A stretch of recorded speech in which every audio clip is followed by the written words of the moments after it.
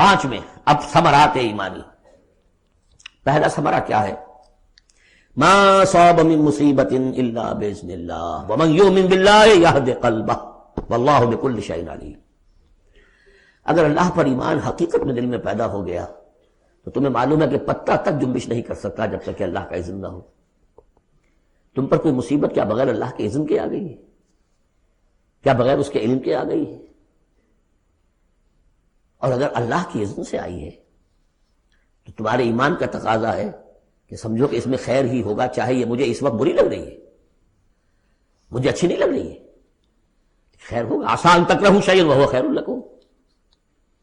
لہذا بندہ مومن کی زبان پر کیا دل میں بھی کبھی اللہ کے خلاف شکایت کا انداز پیدا نہ ہو. یہد قلبہ، تسلیم و رضا جو اللہ کی طرف سے آئے. ہم بھی تسلیم کی خو ڈالیں گے، بے نیازی تیری عادت ہی صحیح.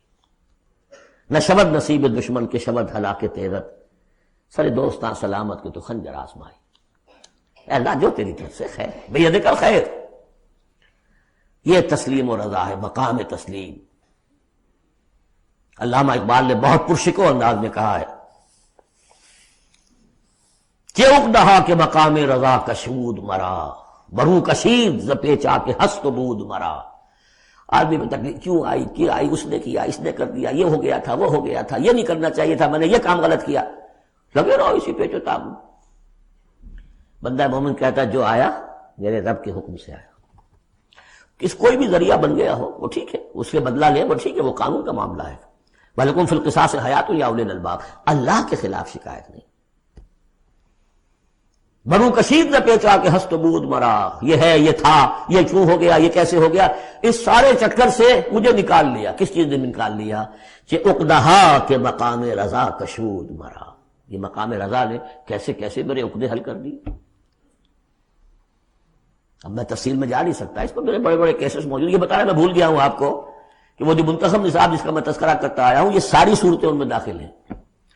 یہ اس کا چوتھا حصہ جو تھا سورہ صف، سورہ جمعہ، سورہ تغابن، سورہ منافقون، اور یہ سورہ تغابن دوسرے حصے کی صورت ہے. یہ ایمان کی حقیقت پر سورہ فاتحہ، سورہ آل عمران کی آخری آیات، سورہ نور کی آیات نور، اور پھر اے لوگو تمہارے پاس آ گئی ہے نصیحت، موعظت تمہارے رب کی طرف سے. وہ صرف موعظت نہیں ہے، سینوں کے اندر جو روگ ہیں، جو امراض ہیں، ان کا علاج بھی ہے، شفا بھی ہے.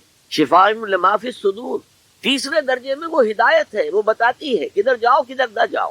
جیسے آپ نے دیکھا ہوگا پہاڑی راستوں پر قدم قدم کے اوپر کوشن ہوتا ہے، یہاں سپیڈ کم کر لو ورنہ تم کسی کھائی میں جا گرو گے. تو یہ ہدایت کیا ہے؟ دیکھو ادھر مت جانا، ادھر جاؤ. اگر ادھر جاؤ گے تمہارا سارا معاملہ تل پٹ ہوتا ہے. یہ ہے ہدایت.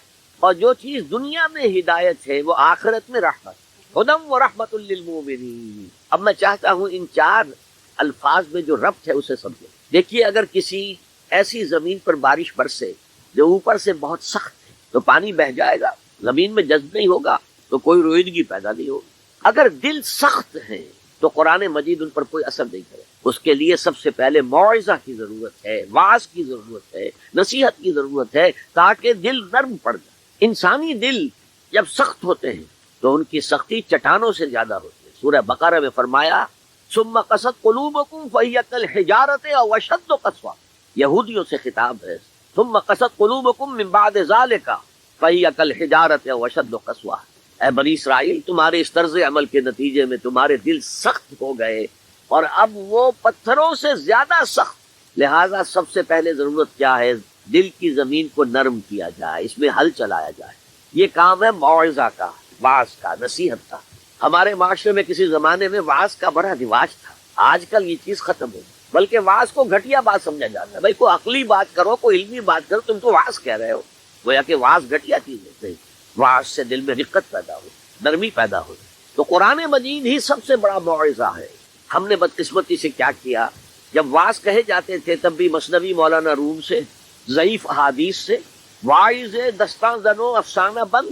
واعظ بڑے اونچے اونچے ہاتھ چلا کر اور افسانہ جو ہے بیان کر رہا ہے، لیکن اس کا حال کیا ہے؟ از خطیب و دیلمی گفتار اوس، بعض ضعیف و شاذ و مرسل کار اوس. وہ خطیب بغدادی یا دیلمی کی جو احادیث ہیں، جو سب سے گھٹیا درجے کی کتاب حدیث کی، سب سے کم تر درجے کی کتاب حدیث، ضعیف کتابوں کے یوں سمجھیے کہ بہت بڑے مجموعے، وہاں سے وہ حدیثیں لا رہا ہے. الضعیف و شاذ و مرسل کارے، ضعیف حدیث، شاذ حدیث، مرسل حدیث سے وہ بیان کر رہا ہے. قرآن سے اس کا کوئی تعلق. قرآن مجید سب سے بڑا واعظ ہے. یا ایھا الناس قد جاءتکم موعظۃ، یہ دل کو جب نرم کرتا ہے تو پھر اس میں جذب ہوتا ہے. یہ سیکنڈ سٹیپ ہے اس کا. اور جب دل میں جذب ہوگا تو دل کے اندر کی بیماریوں کو دور کر دے گا. دل کے اندر کی بیماریاں کون سی؟ تھرومبوسس نہیں، خنجائنہ نہیں، وہ اور ہے. وہ دل کی بیماریاں جن کے لیے قرآن شفا ہے، وہ ہے تکبر، حسد، حب مال، حب دنیا، حب جاہ، حب شہرت. یہ ہیں وہ چیزیں کہ جو اصل ہیں، جو دل کے امراض ہیں. ان سب کو جڑ سے نکال کر پھینک دے گا قرآن رحیم. یا ایھا الناس قد جاءتکم موعظۃ من ربکم وشفاء لما فی الصدور. وہ ہدن، اور وہ ہدایت ہے. انفرادی زندگی کے لیے بھی ہدایت ہے، اجتماعی زندگی کے لیے بھی ہدایت. کبھی اگر سورہ فاتحہ پر آپ غور کریں جو ہماری نماز کا جزو لازم ہے، تو ہم پہلے کہتے ہیں الحمدللہ رب العالمین الرحمن الرحیم مالک یوم الدین ایاک نعبد و ایاک نستعین. ایک تو یہ کہ انسان کی فکر، اس کی سوچ، اس کا علم، اس کے نظریات و افکار یہ صحیح رخ پر پروان چڑھیں، پیش قدمی کریں. اس کے لیے بھی ضروری ہے کہ فکر کے ساتھ ذکر موجود رہے، ورنہ یک رخی اس میں آ جائے گی، کجی آ جائے گی. مولانا روم اور علامہ اقبال کے اشعار کے حوالے سے میں اسے مزید واضح کر چکا ہوں. این قدر گفتیں باقی فکر کن، فکر اگر جامد بوت رو ذکر کن. اور جزب قرآن زیغمی روباہی است، فقر قرآن اصل شاہی است. فقر قرآن اختلاط ذکر و فکر، فکر را کامل ندیدم جزب ذکر. اور اس ذکر کا سب سے مؤثر، سب سے عمدہ، سب سے اعلیٰ، سب سے جامع ذریعہ نماز. دوسری ضرورت انسان کے عمل کے درست رہنے کی ہے. عمل کج نہ ہو جائے، اس میں افراط و تفریط نہ ہو، عدم توازن نہ ہو. صراط سوی، درمیانہ راستہ، صراط مستقیم، سیدھا راستہ. قصد السبیل، وہ راستہ جو سیدھا انسان کو اپنے منزل مقصود تک پہنچا دے. یہ قرآن مجید کی 3 اصطلاحات ہیں.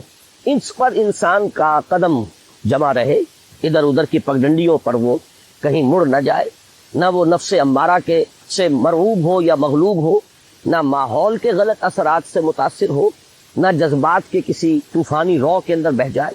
اس کے لیے بھی ضرورت ہے ایک مستقل، زندہ، بیدار، حقیقی تعلق مع اللہ کی. اس تعلق مع اللہ کا بھی سب سے بڑا ذریعہ، سب سے اعلیٰ وسیلہ یہ نماز ہے. تیسری چیز میں نے عرض کی تھی جو ان سب کا مقصود ہے. اصل میں یہ تمام چیزیں بھی ایک سطح پر آ کر ذرائع کی حیثیت حاصل کر لیتی ہیں، حکمت دین کے اعتبار سے، فلسفہ دین کے اعتبار سے. ان سب کا اپنا ایک ہدف ہے اور اپنا ایک مقصود ہے، اور وہ ہے انسان کی روحانی ترقی، جس کے لیے تعبیر میں نے کل کی تھی اس اصطلاح کے حوالے سے جو حدیث نبوی میں آئی ہے. یتقرب الی عبدی بالنوافل وبالفرائض. تقرب الی اللہ، اللہ سے قریب ہوتے چلے جاتے. اور یہ کوئی مادی قرب کا مسئلہ نہیں ہے، کوئی زمانی یا مکانی فصل ہمارے اور اللہ کے مابین موجود نہیں ہے. ہوا معکم اینما کنتم نحن اقرب الیہ من حبل الورید. لیکن یہ کہ ظہور، عدم توجہ، دوسری چیزوں میں دل کا لگ جانا اس طور سے کہ پھر محبت خداوندی کے لیے دل میں جگہ نہ رہنا، یہ چیزیں جو انسان کو اپنے رب سے دور کر دیتی ہیں. ورنہ پروردگار کی طرف سے تو ہر وقت ایک دعوت عام ہے کہ ہم تو مائل بکرم ہیں، کوئی سائل ہی نہیں، راہ دکھلائیں کسے، رہنم منزل ہی نہیں. وہ احادیث بھی موجود ہے کہ میرا بندہ میری طرف چل کر آتا ہے تو میں بھاگ کر آتا ہوں، وہ اگر بارش بھر آتا ہے میں ہاتھ بھر آتا ہوں. تو معلوم یہ ہوا کہ اللہ تعالیٰ کی طرف سے تو ہر وقت دعوت عام ہے، لیکن یہ کہ ظہور، عدم توجہ ہی ہماری طرف سے. تو اس توجہ الی اللہ اور تقرب الی اللہ کا بھی سب سے اعلیٰ، سب سے عمدہ، سب سے جامع طریقہ اور ذریعہ نماز. یہ ہے میری کل کی گفتگو کا خلاصہ. اب آج شاید وہ عنوان آج بھی لکھا ہوا سامنے موجود ہو، چونکہ عنوان معین کیا گیا ہے، میں اسی کے حوالے سے بات کروں گا. طالبان قرآن اور خادمان دین کے لیے نماز کی خصوصی اہمیت. اور اس پر میں بعد میں، جیسا کہ میں نے کل بھی عرض کیا تھا، تھوڑا سا اضافہ کروں. طالبان قرآن سے کیا مراد ہے؟ سب سے پہلے اس کو معین کیجئے. قرآن کا طالب، اس سے مراد ہے قرآن مجید سے علم صحیح، فہم صحیح اور ہدایت کا اخذ کر سکے. اس کے لیے ذرائع ہے قرآن کا پڑھنا، یہ بھی اس کا ایک ذریعہ ہے. اس کے لیے ذرائع ہے قرآن پر غور و فکر، سوچ بچار، تدبر. یہ تمام چیزیں ذریعہ بنیں گی. اصل مقصود کیا ہے؟ طالب قرآن کا اصل ہدف کیا ہے؟ کیا چاہتا ہے وہ قرآن سے؟ معاذ اللہ طالب قرآن ایک ایسا بھی ہو سکتا ہے کہ جو صرف اس لیے کہ مجھے کوئی پیشہ اختیار کرنا ہے، اس کے لیے قرآن کو حفظ کر رہا ہو یا قرآن کو پڑھ رہا ہو. اس کو اس وقت اپنے ذہن سے نکال لیں۔ طلب قرآن سے صحیح مراد قرآن سے ہدایت اخذ کرنا، قرآن کے ذریعے اپنے فکر کو جلا دینا، اپنی مینٹل فیکلٹیز جو اللہ نے عطا فرمائی ہے، فکر سوچ بچار کی جو صلاحیتیں عطا فرمائی ہیں، ان کو پروان چڑھانا صحیح رخ پر۔ گویا کہ بات وہی ہو گئی جو کل میں بیان کر چکا ہوں، فکر انسانی کے صحیح رخ پر آگے بڑھنے اور پیش رفت کا معاملہ۔ اس کے لیے اب نوٹ کیجئے کہ اس ہدایت قرآنی اور صحیح علم و فکر قرآن سے مستفید ہونے کے لیے دو چیزیں شرط لازم ہیں۔ نمبر ایک، تصحیح نیت، جیسا کہ میں نے ابھی اشارہ کیا، علم دین کے حصول کے لیے ایک محرک یہ بھی ہو سکتا ہے کہ کہیں خطیب بننا ہے، امام لگنا ہے، اور اب تو آپ کو معلوم ہے چونکہ ہمارا ملک ایک غالب اکثریت اس کے رہنے والوں کی مسلمانوں پر مشتمل ہے، تو چاہے کوئی حقیقی یہاں پہ اسلامی نظام نہیں آیا، لیکن یہ کہ مساجد میں باقاعدہ اب ائمہ کے خطباء کے گریڈز مقرر ہیں، یہ بھی ایک پروفیشن ہے، یہ بھی ایک پیشہ ہے۔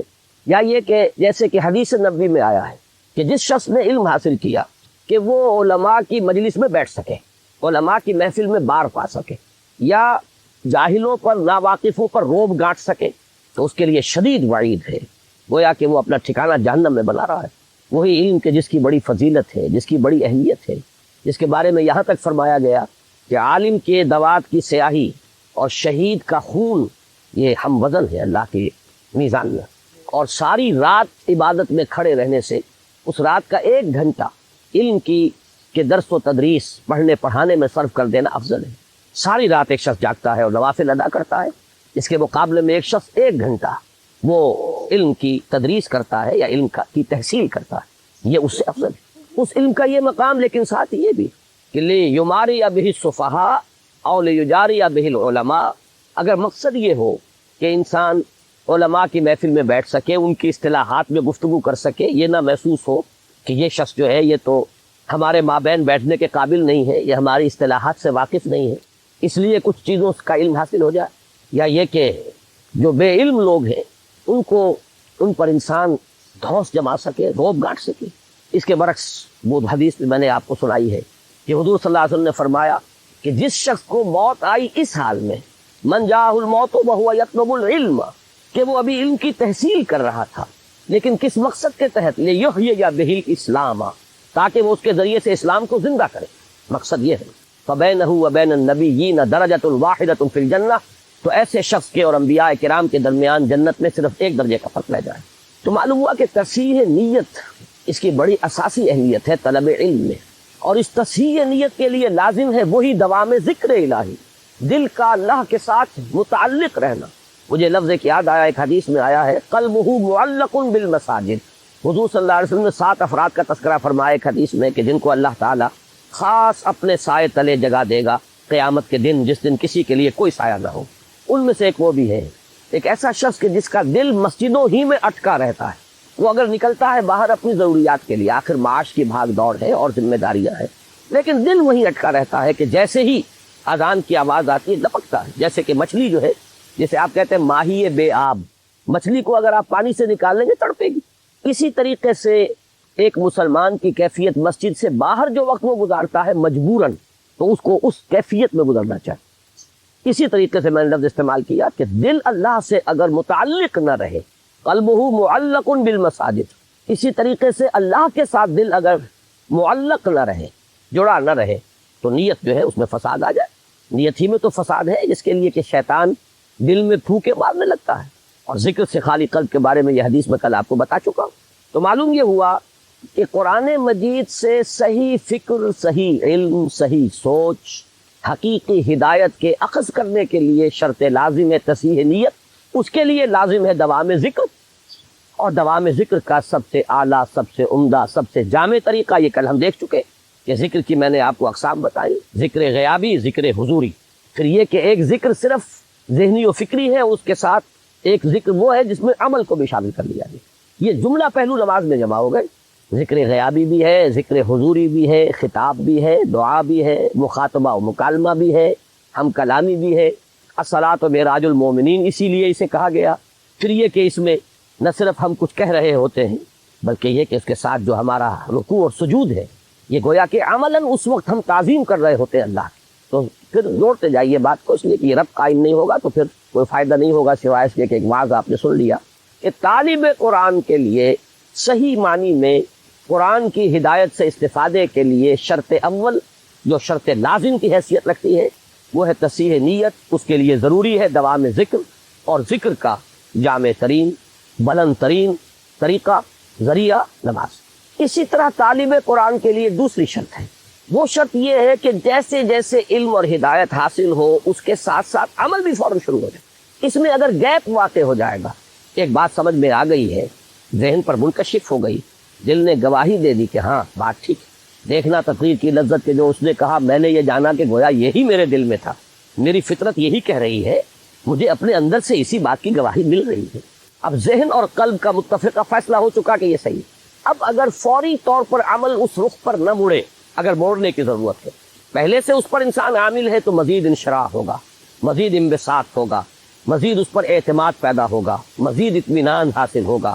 یہی وہ لفظ ہے کہ جو آیا ہے بلند ترین کیفیت کے لیے نفس انسانی کی، نفس مطمئنہ، یا ایتھا النفس المطمئنہ ارجعی الی ربک راضیۃ مرضیہ. تو پہلے سے اس پر عامل ہے تو مزید اطمینان، مزید انشراح پیدا ہوگا. نہیں ہے تو اب اس کی طرف رخ کو موڑنا لازم. یہ نہیں کریں گے تو وہی گیپ شروع ہو جائے گا. لما تقولون ما لا تفعلون، کیوں کہتے ہو جو کرتے نہیں. یہاں سے جو گیپ شروع ہوتا ہے انسان کے فکر و عمل کا گیپ کہہ لیجئے، علم و عمل کا فصل کہہ لیجئے، قول و فعل کا تضاد کہہ لیجئے، یہی ہے کہ جو آگے بڑھ کر یہی وہ روگ ہے، یہی وہ مرض ہے. قرآن مجید میں بار بار آیا ہے فی قلوبہم مرض فزادہم اللہ مرضا. یہ روگ ہے جو ترقی کر کے پھر اس مقام تک انسان کو لے جاتا ہے جو کھلم کھلا اور صریحاً کفر سے بھی اللہ کو زیادہ مبغوض اور ناپسند، یعنی نفاق. اب اس عمل کے لیے بھی یہ کل ہم دیکھ چکے، اس عمل کے لیے لازم ہے وہی تعلق مع اللہ، اور اس کے ذریعہ وہی ذکر دوام، ذکر مدام، اور اس کے لیے اس کی بلند ترین جامع ترین صورت نماز. اب یہی دیکھیے سورہ بنی اسرائیل کی جو 2 آیات میں نے آپ کو، بلکہ ایک ہی آیت میں پڑھ سکا، دوسری رہ گئی، اس میں اسی کی طرف اشارہ ہے. اقیم الصلاۃ لدلوک الشمس الی غسق اللیل وقرآن الفجر. نماز کو قائم رکھو سورج کے ذرا ڈھلنے سے لے کر رات کے گہرے ہو جانے تک. یہ ہے ایک دوام صلاۃ. یہ آیت جو ہے اس کے الفاظ پر غور کیجیے. قائم رکھو نماز کو لدلوک الشمس الی غسق اللیل. سورج جب نصف النہار پر ہوتا ہے، ذرا سا ڈھل گیا مغرب کی طرف، یہ اس کا دلک ہے دلوک الشمس.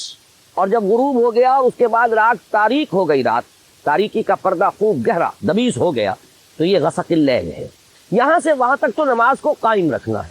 اس کی کچھ نہ کچھ کیفیت انسان کو محسوس بھی ہوتی ہے ذاتی طور پر، خاص طور پر سردیوں کے موسم میں دن چھوٹے ہوتے ہیں. تو پھر آپ کو معلوم ہے کہ ذرا سا سورج ڈھلا ہے تو ظہر بمشکل 1 گھنٹہ گزرے گا، 1.5 گھنٹہ عصر، پھر بمشکل 1 گھنٹہ سوا گھنٹہ مغرب، پھر گھنٹہ 1.5 گھنٹہ عشاء. اور اس میں جو شخص واقعتاً نماز کا پابند ہو اس کے لیے تو مسجد کی آمد و رفت ہے مسلسل، گویا کہ وہ نماز ہی میں ہے.